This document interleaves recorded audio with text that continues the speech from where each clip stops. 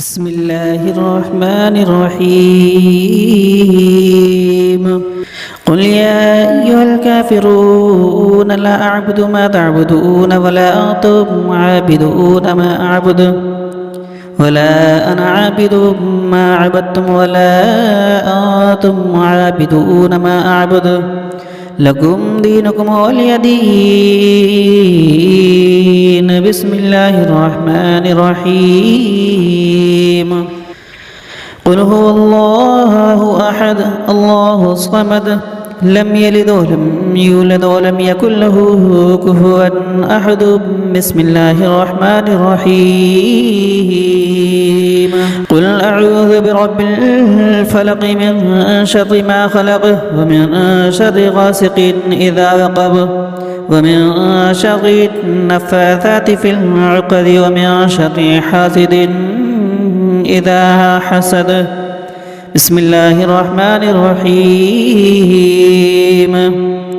قل أعوذ برب الناس ملك الناس إله الناس من شر الوسواس الخناس الذي يوسوس في صدور الناس من الجنة والناس بسم الله الرحمن الرحيم وأقيموا الصلاة وآتوا الزكاة وما تقدموا لأنفسكم من خير تجده عند الله إن الله بما تعملون بصير وقالوا لن يدخل الجنة إلا من كان هدى أو نصارى تلك أمانيهم قل هاتوا برهانكم إن كنتم صادقين بلى من أسلم وجهه لله وهو محسن فله أجره عند ربه ولا خوف عليهم ولا هم يحزنون وقالت اليهود ليست النصارى على شيء وقالت النصارى ليست اليهود على شيء وهم يتلون الكتاب كذلك قال الذين لا يعلمون مثل قولهم فالله يحكم بينهم يوم القيامة بما كانوا فيه يختلفون فالله يحكم بينهم يوم القيامة فيما كانوا فيه يختلفون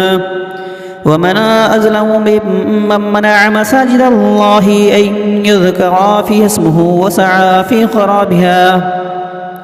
أولئك ما كان لهم أن يدخلها إلا خائفين لهم في الدنيا خزي ولهم في الآخرة عذاب عظيم ولله المشرق والمغرب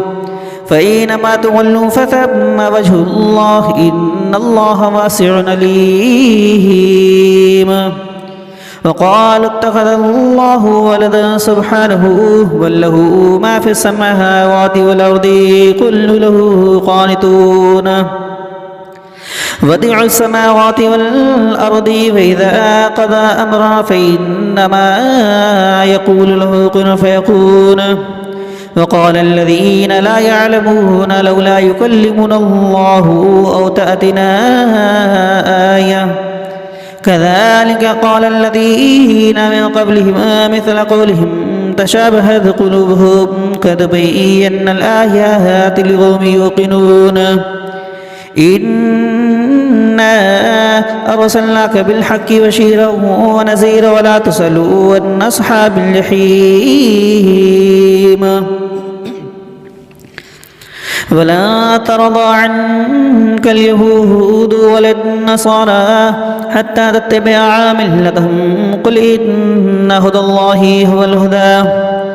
ولئن اتبعت أهواءهم بعد الذي جاءك من العلم ما لك من الله من ولي ولا نصير الذين آتيناهم الكتاب يتلونه حق تلاوته أولئك يؤمنون به ومن يكفر به فأولئك هم الخاسرون يا بني إسرائيل اذكروا نعمتي التي أنعمت عليكم وأني فضلتكم على العالمين واتقوا يوما لا تجزيه نفس عن نفس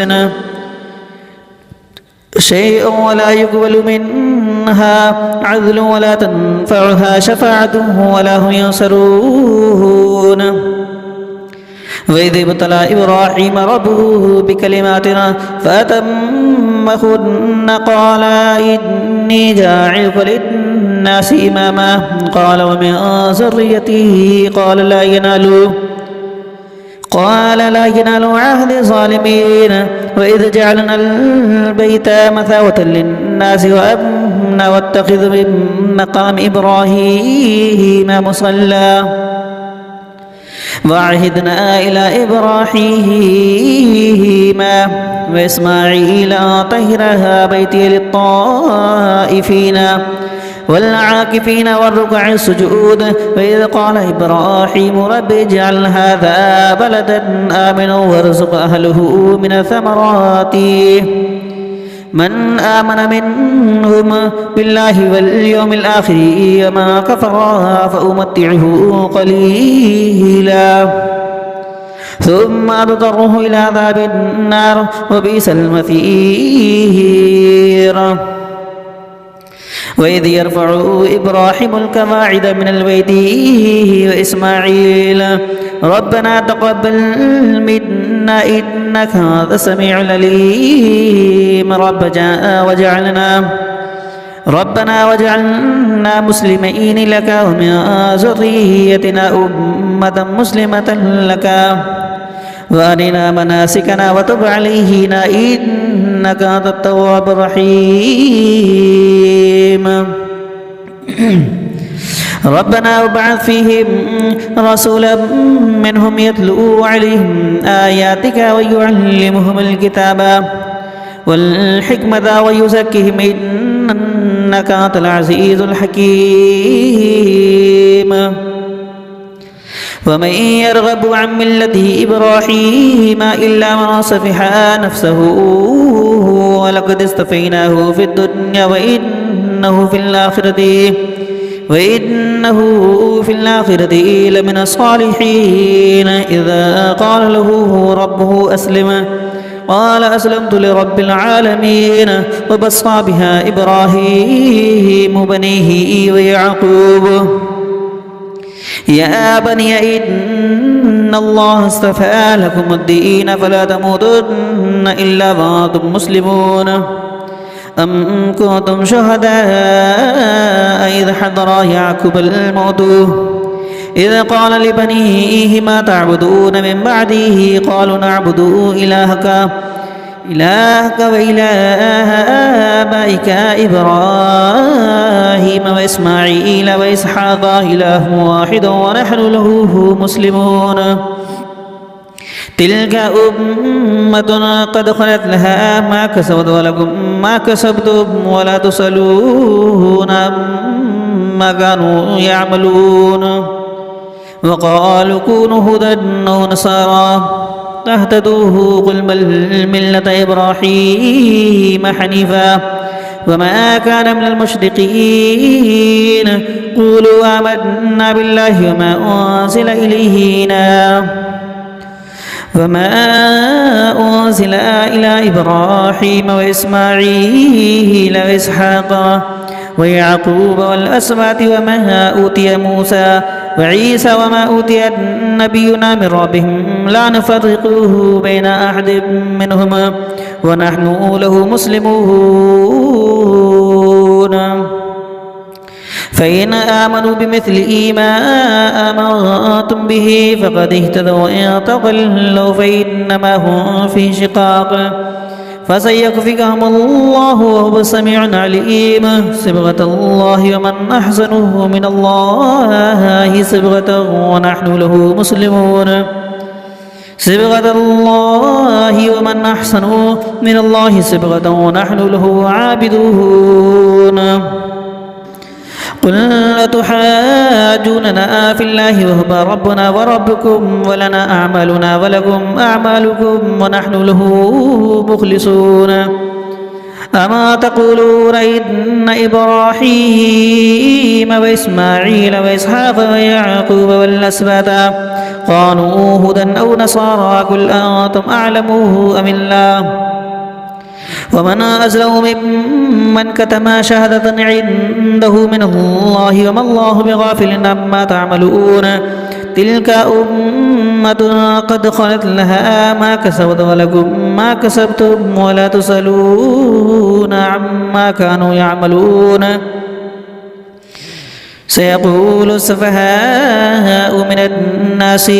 ما ولاهم عن قبلتهم التي قالوا عليها قل لله المشرق والمغرب يهدي من يشاء إلى صراط مستقيم وكذلك جعلناكم أمة وسطا لتكونوا شهداء على الناس ويكون الرسول عليكم شهيدا وما جعلنا القبلة التي كنت عليها إلا لنعلم من يتبع الرسول ممن ينقلب على عقبيه وإن كانت لكبيرة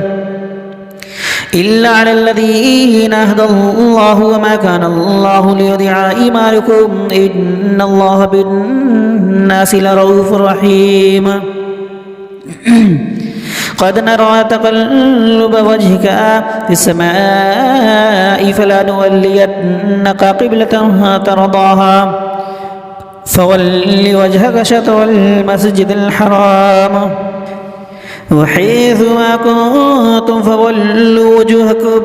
شطراه وإن الذين أوتوا الكتاب ليعلمون أنه الحق من ربهم وما الله بغافل عما يعملون ولئن أتيت الذين أوتوا الكتاب بكل آية ما تبعوا قبلتك وما أنت بتابع قبلتهم وما بعضهم بتابع قبلتك بعد ولئن اتبعت أهواءهم من بعد ما جاءك من العلم إنك إذا لمن الظالمين الذين آتيناهم الكتاب يعرفونه كما يعرفون أبناءهم فإن فريقا منهم ليكتمون الحق وهم يعلمون الحق من ربك فلا تكونن من الممترين ولكل وجهة هو مولها فاستبقوا الخيرات أينما تكونوا يأتي بكم الله جميعا إن الله على كل شيء قدير ومن حيث خرجت فولي وجهك شطر المسجد الحرام وإنه للحق من ربك وما الله بغافل عما تعملون ومن حيث خرجت فولي وجهك شطر المسجد الحرام وحيث ما كنتم فولوا وجوهكم شطرا لئلا يكون للناس عليكم حجة إلا الذين سلموا منهم فلا تخشوهم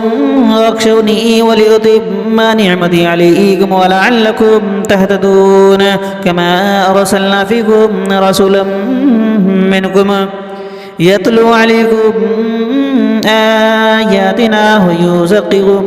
ويعلمكم الكتاب والحكمة ويعلمكم ما لم تكونوا تعلمون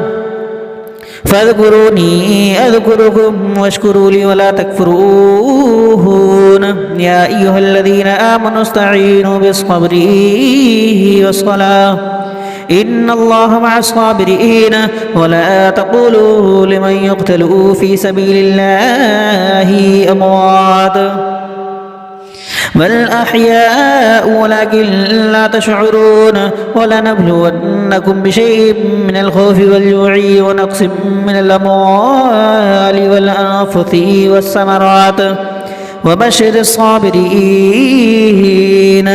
الذين إذا أصابتهم مصيبة قالوا إنا لله وإنا إليه راجعون أولئك عليهم صلوات من ربهم ورحمة وأولئك هم المهتدون إن الصفا والمروة من شعائر الله فمن حج البيت باعتمر فلا جناح عليه أن يطوف بهما وما تطوع خيرا فإن الله شاكر عليم إن الذين يكتبون ما أنزلنا من البينات والهدى من بعد ما بيناه للناس في الكتاب أولئك يلعنهم الله ويلعنهم اللاعنون إلا الذين تابوا وأصلحوا وبينوا فأولئك أتوب عليهم وأنا التواب الرحيم إن الذين كفروا فمآتوهم كفار أولئك عليهم لعنة الله والملائكة والناس أجمعين خالدين فيها لا يخفف عنهم العذاب ولا هم ينصرون وإلهكم إله واحد لا إله إلا هو الرحمن الرحيم إنا في خلق السماوات والأرض واختلاف الليل والنهار والفلك التي تجري في البحر ما ينفع الناس وما أنزل الله من السماء من ماء فأحيا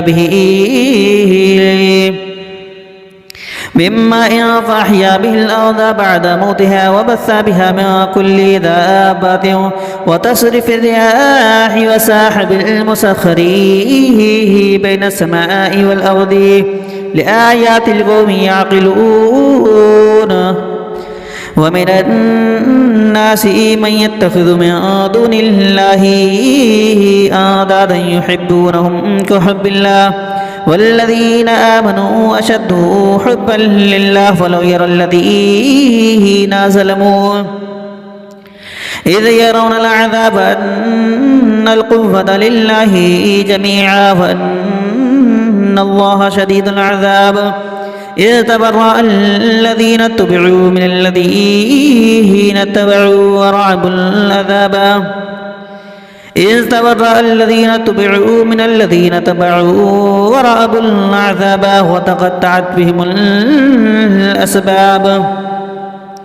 فقال الذين اتبعوا لو أن لنا قرة فنتورأ منهم كما تورأوا منا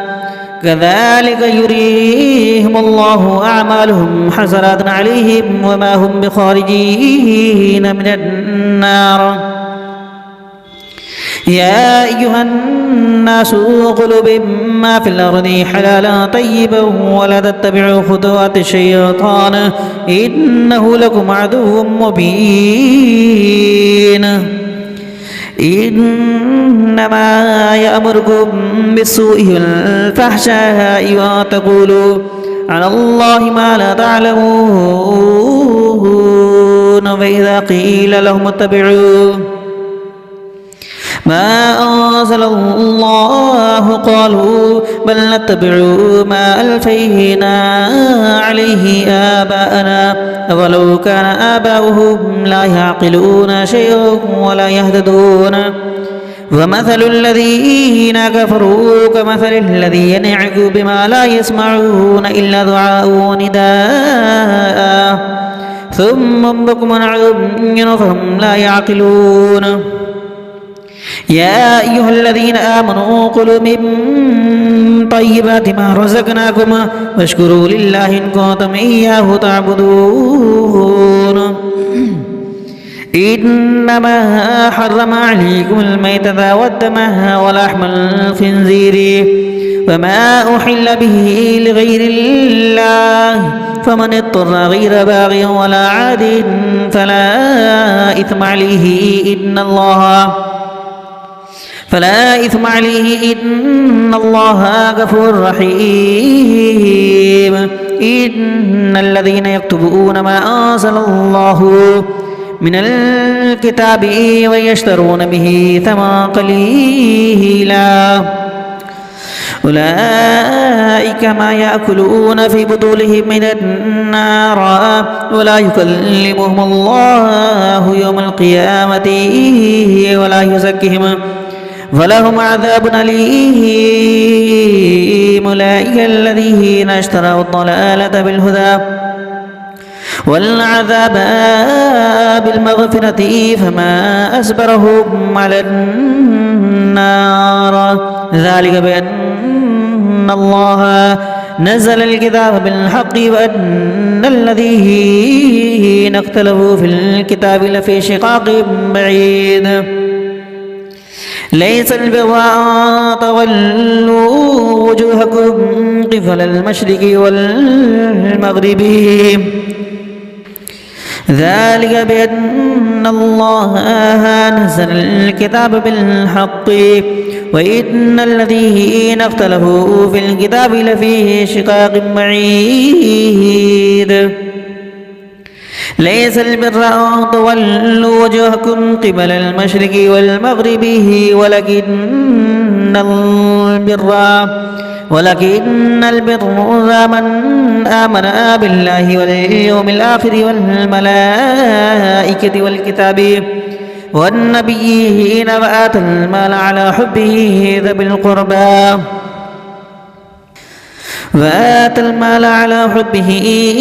ذوي القربى واليتامى والمساكين وابن السبيل والسائلين في الرقاب وأقام الصلاة وآتى الزكاة والموفون بعهدهم إذا عاهدوا والصابرين في البأساء والضراء وحين البأس أولئك الذين صدقوا وأولئك هم المتقون.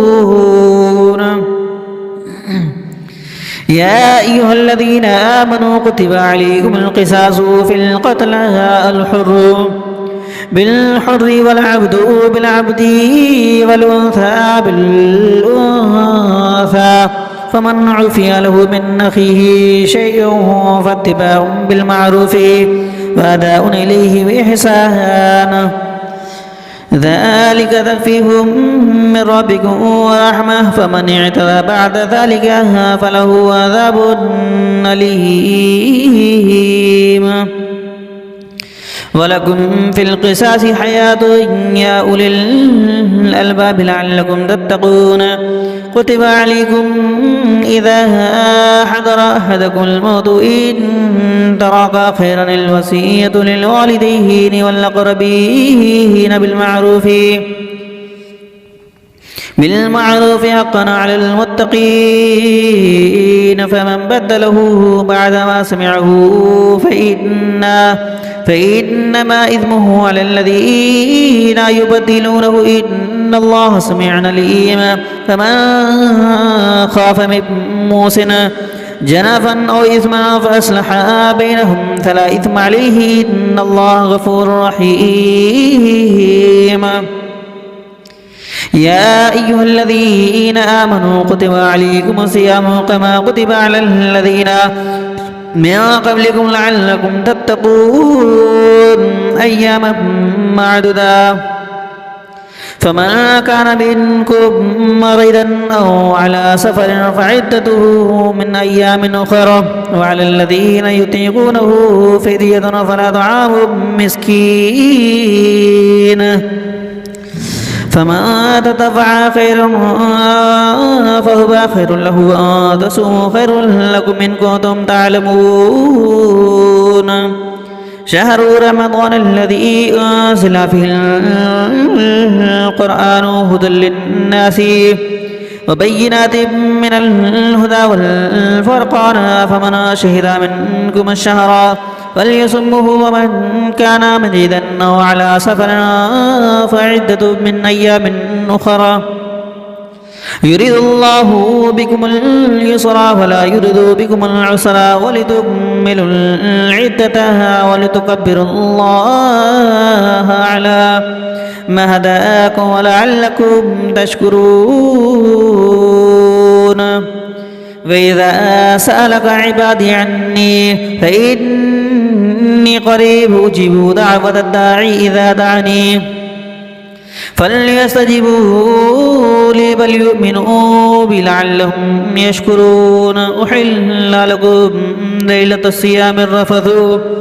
إلى نسائكم هن لباس لكم وأنتم لباس لهن علم الله أنكم كنتم تخطفون أنفسكم فتاب عليكم وعفى عنكم فالآن باشرهن وابتغوا ما كتب الله لكم وكلوا واشربوا حتى يتبين لهم الخيط الأبيض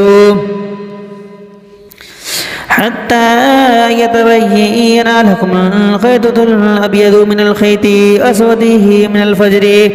ثم أتموا الصيام إلى الليل ولا تباشرهن وأنتم عاكفون في المساجد تلك حدود الله ولا تقربوها كذلك يبين الله آياته للناس لعلهم يتقون. ولا تأكلوا أموالكم بينكم بالباطل وتدلوا بها إلا الحكام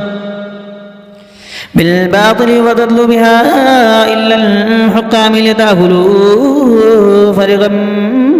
من أموال الناس بالإثم وأنتم تعلمون. يسألونك عن الأحلة قل هي مواقيت للناس والحج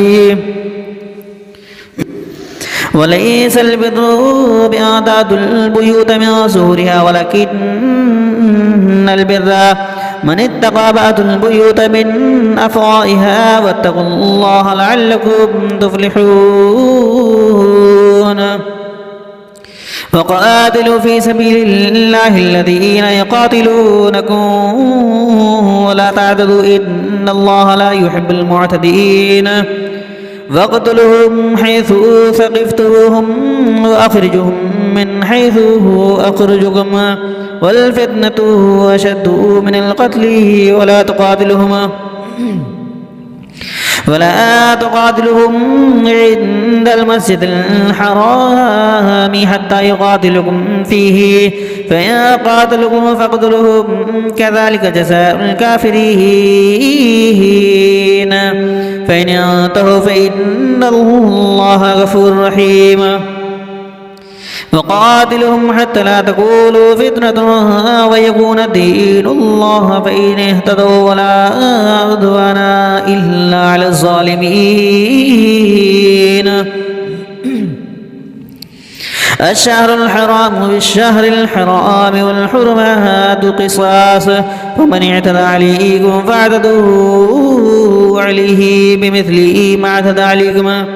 واتقوا الله واعلموا أن الله مع المتقين. وأنفقوا في سبيل الله ولا تلقوا بأيديكم إلى التهلكات وأحسنوا إن الله يحب المحسنين. وأتموا الحج والعمرة لله فإن أحسنتم فما استيسر من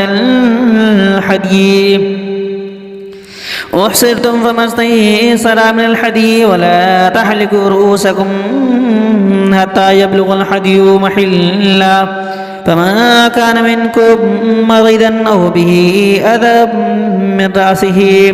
ففدية من صيام أو صدقات أو نسك فإذا أمنتم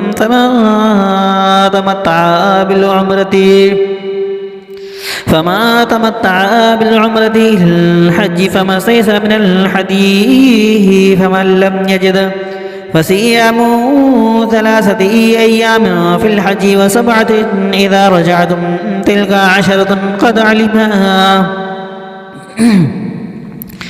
تلك عشرة كلمات ذلك لمن لم يكن أهله حاضر المسجد الحرام واتقوا الله واعلموا أن الله شديد العقاب. الحج أشهر معلومات فمن فرض فيهن الحج ولا رفث ولا فسق ولا جدال في الحج وما تفعلوا في الخير يعلم الله وما تفعلوا من خير يعلمه الله وتوسدوا فإن خير الزاد التقوى واتقون يا أولي الألباب. صدق الله العظيم.